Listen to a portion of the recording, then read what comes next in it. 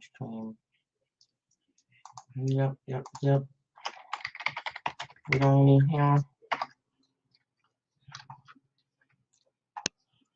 What's going on? Hold on, let me do a couple of housekeeping things. I gotta get my life together. Y'all already know. And yes, I'm gonna be chewing this gum. Annoying the hell out of somebody, mama. Ah!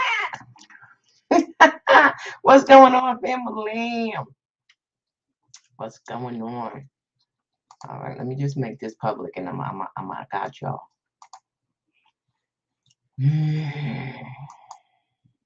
All right. Okay.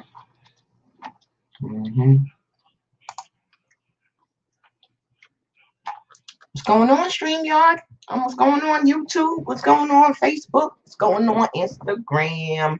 How y'all doing? What's going on, Mikey? What's going on, Keisha, Jeremy, Daryl? What's going on, Haitian Passion? What's going on, little gal? You said, that's crazy. You said that was like my mom would lose her mind and short you in the gum. You know, I know what I'm talking about. This stuff I be making up is true. Stop playing with me. I got that from my brother. He's retarded. Oh, shoot. All right. So I came on here today because some people got on my nerves, particularly Lee Merritt. I don't know why he gets on my nerves so much. I just feel like he drops these things on social media and he doesn't explain them, and then he gets people all emotional about them, and he doesn't explain what it is, that whether you should be up in arms or not. So just in case you are not aware, the father and son of the Travis McMaster, McMichaels, I don't give a shit to say their name. Something on the side of my head is always sticking out. Oh, it's this rock. Come on, man. Travis and his father, the McMasters, McMichaels, what's their name, y'all? Stop playing. What's their name? Y'all know what I'm talking about. What's up, Haitian Passion? How's Maryland treating you? I'm looking at Maryland. We gotta talk about Maryland. I'm not gonna chew the gum crazy, but I'm not spitting it out because I'm not in court, so I get to chew my gum. You're not on IG anymore, Betty. That's all right. I hear you. I'm here. I'm trying to be on multiple platforms because I know some of you are not on IG, some are not on Twitter, some are not on YouTube, some are not. So I try to be do this in a way that everybody can get the benefit of what I'm saying. So okay, so on Twitter, Lee Merritt posted on Twitter today that the McMasters have accepted a plea deal for their federal case. So just in case you were not aware, these two individuals were convicted along with the other individual in state court for murder, and they were sentenced to life without parole, right? During that time, they also were facing federal charges, right? So this is the interaction and the interplay of state charges and federal charges. And how does that work, and who gets first dibs, right? If I owe Fed time, do I do my Fed time first? Then I go to the state and do my state time first? And that's the thing. This is one of the most complicated parts of the law as it relates to sentencing with state and federal defendants. Here's what I want to say. It could go a lot of different ways. This was a negotiated plea. So what these individuals did was they negotiated that they would plead guilty to the federal charges, and in exchange for them pleading guilty, they would receive a sentence of 30 years, and that they would serve that sentence, their federal sentence, first. That's the negotiated plea. We're not going to go to trial. We don't have to do that again. We're going to plead guilty to the hate crime and civil rights violation.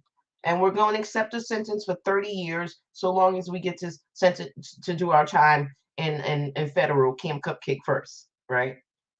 And so now everybody's up in arms. And Lee Merritt got everybody up in arms about how the family's wishes have not been honored, and the family was addressed about this, and they told them that they didn't want them to take a plea. And it's so fucking misleading. And that's the shit that pisses me off, because Lee Merritt knows goddamn well that families the judge is only going to take into consideration how you feel. The prosecution is going to take into consideration you are not driving that train as the victim. You don't make the determination. It's just a factor.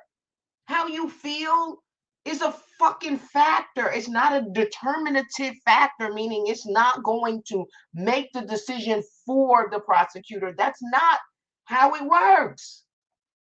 It's not a determining factor. So maybe they did consider that this is not what his family wants. But then they said, okay, well, what's the alternative? The alternative is that we say no deal. We're going to trial. First of all, you can't force a defendant to go to trial. You can't force it. They still could plead to the charge. They could plead to whatever is in the indictment. Okay? They don't need you to offer them something lesser. That's when you need to negotiate, because you're giving me something lesser than the top. They don't need to do that. They would get benefit under the federal system for pleading guilty, because you get a point reduction. You get sentence reduction for accepting responsibility, right? So the prosecution is like, okay, should we spend $1 million going to trial, or should we just cut the deal? They already never coming home. Not ever coming out.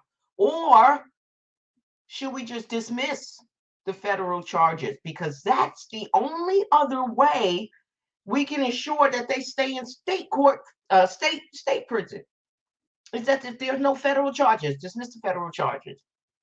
Or you could try to finagle a judge to sentence them in federal court, and then have Georgia at the state primary jurisdiction take them back to Georgia, let them finish out their sentence in Georgia, and they will never be returned to the federal system, because their sentence is life without parole. What the fuck we doing here? What are we doing?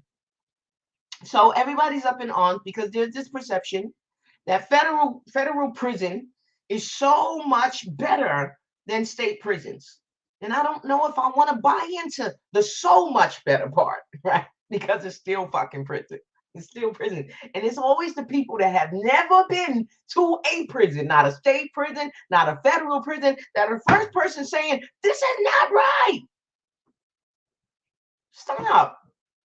I know people who serve federal time. I know people who serve state time. I promise you, they will not tell you it was freedom. They will not tell you that being in federal prison is the equivalent of being in camp. They're not going to tell you that bullshit. You can't leave. You don't have freedoms.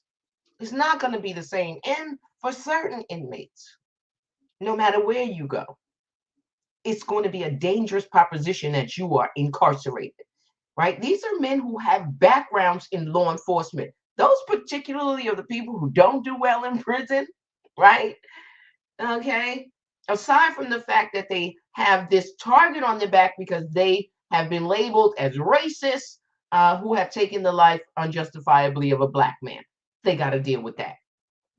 Right. So I'm not buying a whole be up in arms about this. Here's what I want you guys to remember, because this could have gone way worse, right? Oh, it's the white privilege. Rah, rah, rah, rah. Get the fuck out of here. You know who had white privilege? Michael Schlanger. Remember him?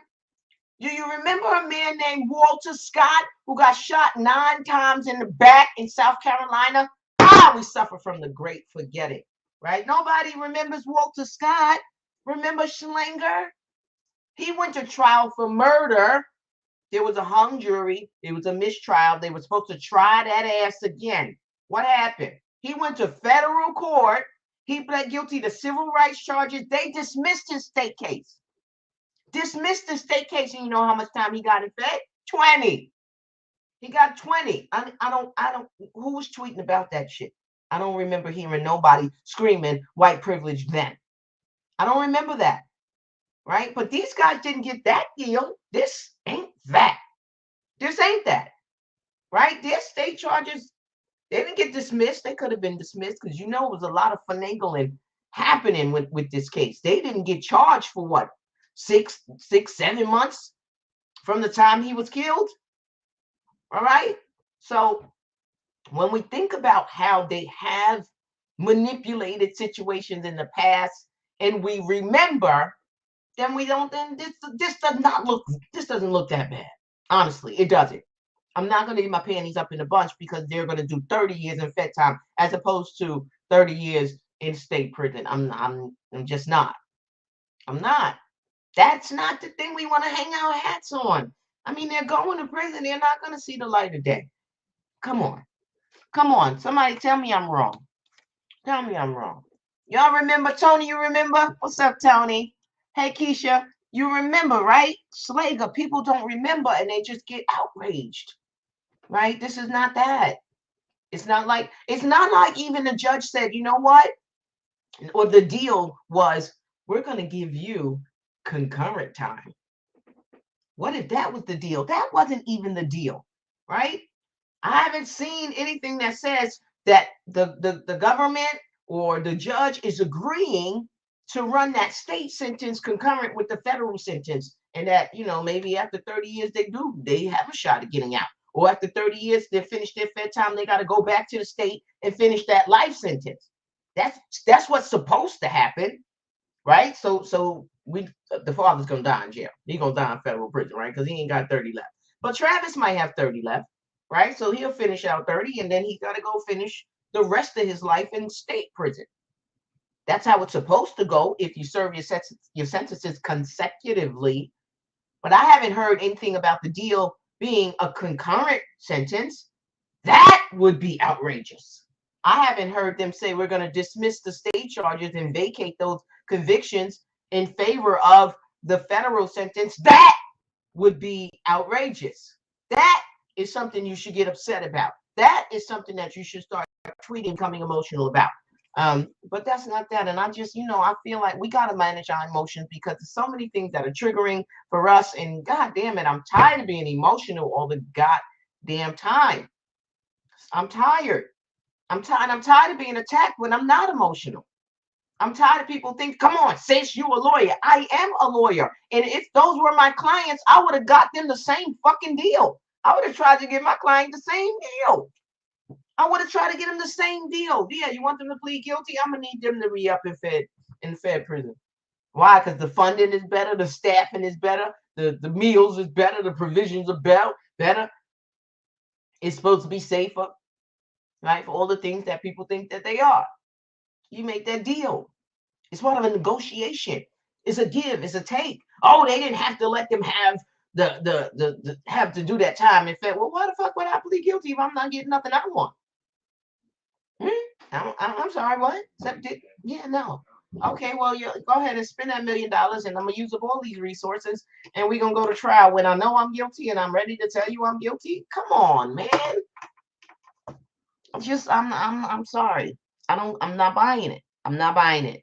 And I think this was an okay. Was it the best way to go out for this to end? No. Should they be in state prison first, do that in the hard time? Sure. But is this something I can accept? Yes, I can. I can. Can the governor of Georgia waive their life sentences? Of course. All governors have the authority to grant clemency or pardons. So, yeah, I'm assuming that part of the federal plea was an agreement for them to waive appeal, right? I'm assuming that 30 is staying, whether their state charges come back or not. The 30 stays. I'm assuming. I haven't read the plea agreement, but typically, in these type of situations, you will be waiving appeal. Now, that doesn't mean you can't appeal. A lot of people get this mistaken. Just because you have waived your right to appeal doesn't mean you cannot appeal. There are some things that you cannot waive. Some things are not waivable, right? So even if you waive appeal, even built in, you still have your constitutional rights, whether or not this sentence is too harsh, whether or not you had effective assistance of counsel, things like that, you can't waive, right? So you still can appeal even if you have waived appeal. Yeah, that's right. Yes, yes. You ain't know that, right? Put them in gym pop. All right, Queen.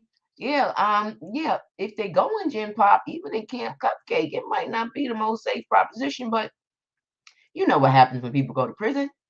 They align themselves up with other people that keep them safe. I'm sorry, YouTube. I'm just trying to trying to see what the folks are saying on Instagram, and also trying to pay attention to you guys down here. Tony Johnson, you're in South Carolina, so I know you remember that Schlager case and how they did that. It was real quiet. It was real quiet. Very, very quiet how they dismissed those state murder charges and let him take that 20-year deal. And then here's the kicker. If you go back and you read about the history of this, he tried on appeal, Schlager, to have that 20-year conviction overturned because he said that he had ineffective assistance of counsel. I bet you when he took that 20-year deal, he waived his right to appeal.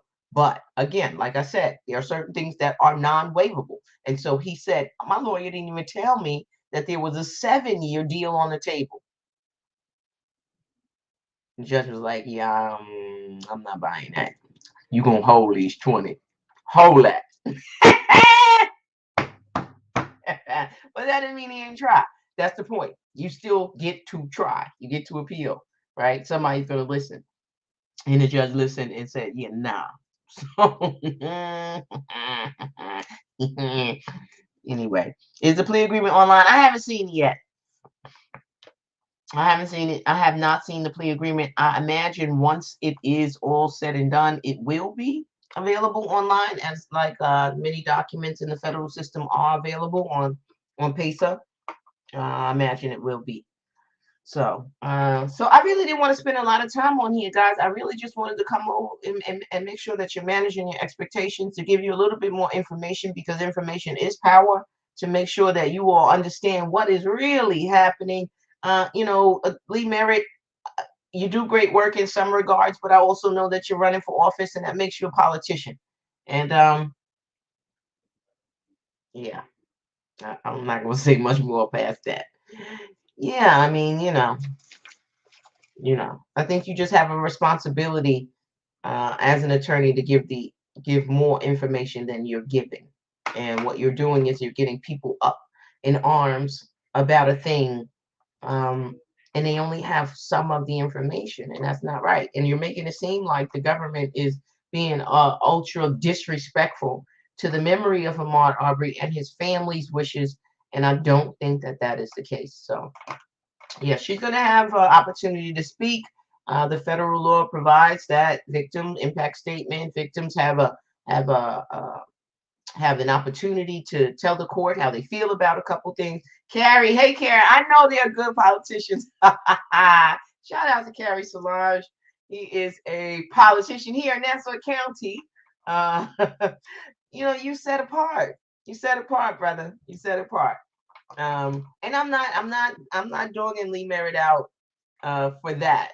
But as attorneys, we have followings. His is much larger than mine, and it's incumbent upon him to make sure that people have a full understanding of what it is that's happening before you ask them to become enraged, right? Because we gotta protect our mental health. I mean, look at the young woman. The young woman, Miss USA, right? They saying that she jumped off a building in New York City.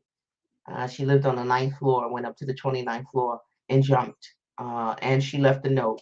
I don't know if there's foul play, right? I do know that depression is real. I do know that suicide takes great courage. I do know that some people can no longer be in this life experience anymore. And I do know that we shouldn't internalize that. I know that's hard. I know that's hard for people who love someone who has decided to transition. I know it's hard not to internalize that pain, but it's not about you. It's not about you, right? It's not about how strong you are, what you thought they should have done differently. It's about their experience here. And I just happen to be one of those people who think that people have the right to live and they have the right to die. That's all I'm going to say about that. I hope that her transition was glorious, and I hope that she is elevated. in the next dimension. That's all I'll say about that. All right, fam. So that's all I'm gonna say about the what's happening. I'll keep my eyes on that. If they post the agreement, I'll get it. I'll pull it up. We'll go through it. That way we can break down, any speculations and conjectures that are out there about what really is happening. If they really, really, really wanted to do some fugazi stuff, these dudes would be out, and you wouldn't be able to do a goddamn thing about it. And that's the truth. They be out. You won't be able to do nothing. What you gonna call your senator? What you gonna do? You ain't gonna do nothing. Cause ain't nothing for you to do. That's what I'm saying. All right, fam, I'm off here. Your girl Ike, I love you. I really do. I will be keeping an eye out for that. And next video, Cardi got her millions. I know you guys have been watching that. We talked about that very briefly right before the jury assessed the damages. I think it was like $3-4 million. So Kanye West really needs to take a page out of the Tasha K book and stop saying that your boy, what's his name from Saturday Night Live? What's his name, y'all? He's going around saying that he has a Pete Davidson. He's saying Pete Davidson has AIDS. Have y'all heard that? Yeah, I don't know. I don't know. But if one thing the lesson, the Cardi B case has taught us is that you will be held responsible for knowingly spreading vicious lies that ultimately hurt people. You will be held accountable. So it's your life, Cardi. Pete Davidson, holla at your girl. Let's get this bread. All right, y'all. I'll talk to you later. It's your girl here. I love you. I really do. Peace.